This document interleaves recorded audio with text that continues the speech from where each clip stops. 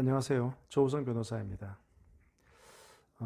우리가 인생을 살다 보면 뭔가 내가 과거에 했던 잘못된 행동, 결정, 그것이 계속 그 마음에서 이 되새김되는 그런 경우들이 있죠.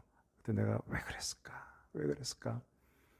물론 우리는 과거에 내가 잘못한 것을 반성하고 그것을 발전의 발판으로 삼는 것은 대단히 의미가 있지만 어, 계속 그 과거에 잘못된 나의 결정, 행동, 판단들이 머릿속에 맴돌아서 앞으로 나아가는 것을 막을 때도 없지 않아 있습니다.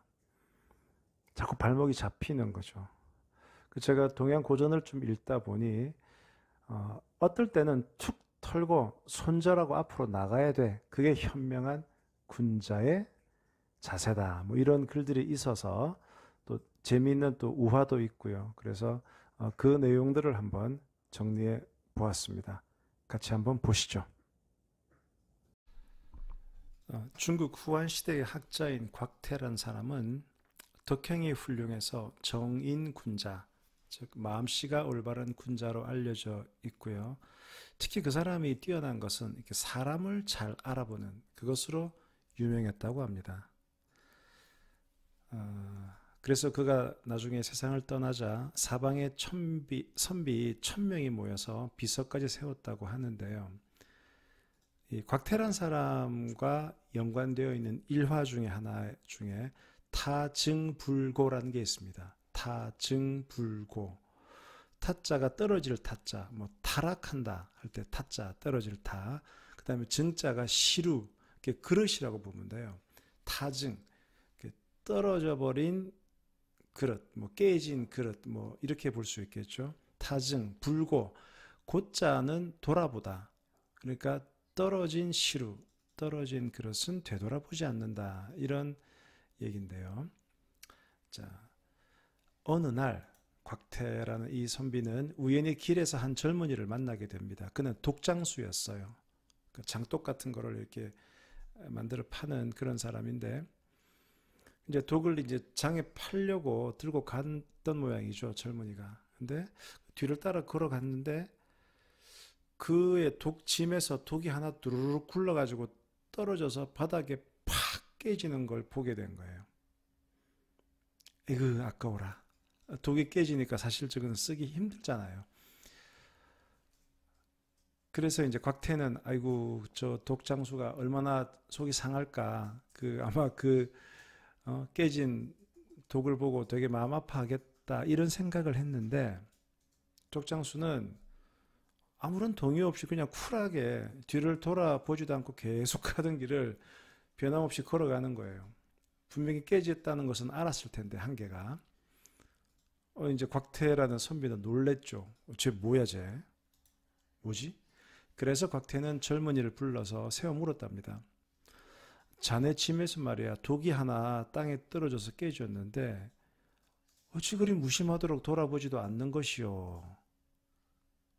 그러자 그 젊은이 이렇게 말했대요. 이미 떨어져 독은 깨졌건을 되돌아본들 뭐 깨진 독이 다시 붙기라도 한단 말입니까? 허허 요놈 봐라. 곽태는 그 젊은이의 대답에 놀라서 통성명을 했어요.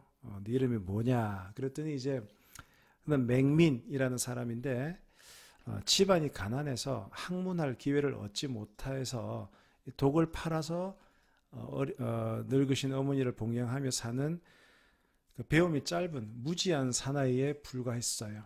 그런데 이 친구 내공이 장난이 아니죠. 그래서 곽태는 젊은이에게 자네 글을 좀 배워보지 않겠나? 그러자 그 젊은이가 되게 그걸 고마워하는 겁니다. 그래서 곽태는 젊은이에게 글을 가르치고 나중에 그 인물은 큰 사람이 되었다. 이런 얘기. 되게 쿨한 사람이죠. 논어에도 이거 비슷한 얘기가 나오는데요. 공자가 그 제자 중에 한 명인 제아, 그렇죠. 제아도 그렇고 염구도 그렇고 논어에 보면은 자주 꾸지람 받는 그 저자들이 몇 명 있어요. 그 중에 한 명이 제야인데 제야의 부적절한 처신을 듣고 이렇게 말을 한 겁니다. 그러니까 이게 뭔가 제야가 잘못한 일을 했으니까 야단칠만도 한데 이렇게 말하는 거죠. 성사불설 수사불관이라 기왕불구다. 해석하면 이미 다 이루어진 일 뭐 말해서 못하겠느냐.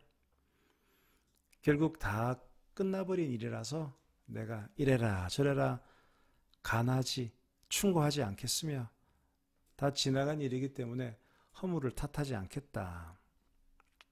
그런데 이제 이 말을 우리가 논어를 읽을 때 해석을 할 필요가 있는 게 논어란 텍스트는 참 미묘한 것이 그냥 공자가 이런 얘기를 했다더라 라는 게 아니고 그 컨텍스트가 되게 중요해요.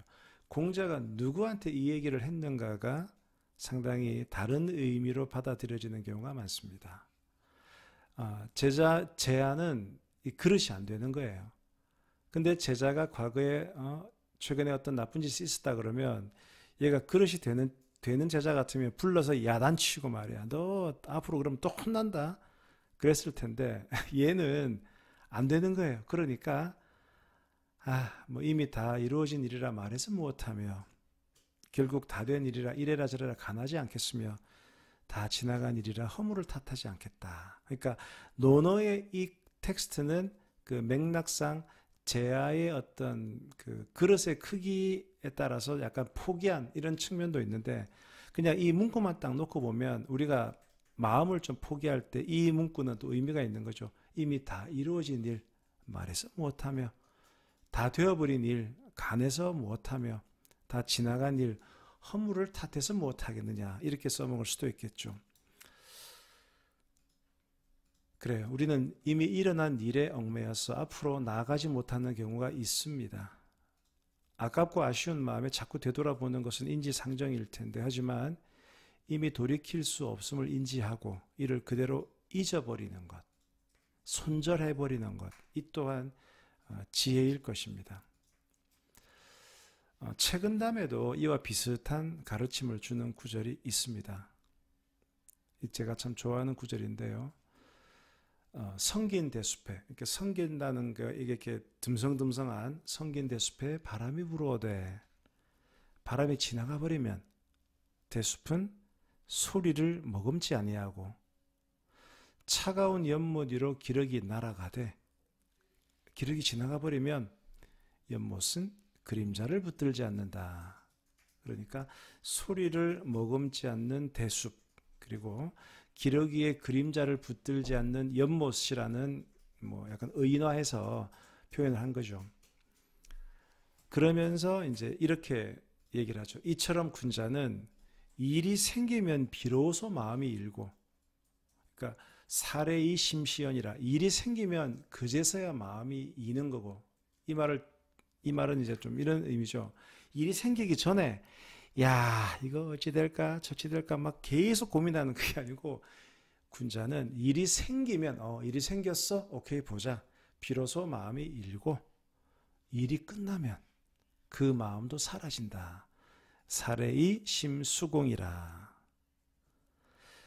그래서 이미 끝나버린 일로 마음이 계속 내가 어지럽다면 아까 그 독장수 맹민의 일화 타증불고 그리고 책은담의 이 구절이 좋은 약이 되지 않을까 생각해 봅니다. 지금까지 조우성 변호사였습니다. 감사합니다.